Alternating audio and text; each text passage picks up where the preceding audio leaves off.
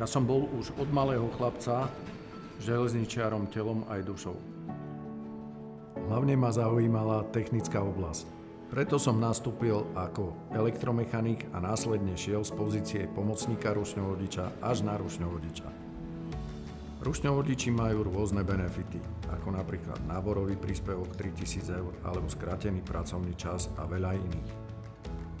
Navyše si rušňovodiči môžu užívať nádherné trasy, ktoré na Slovensku máme.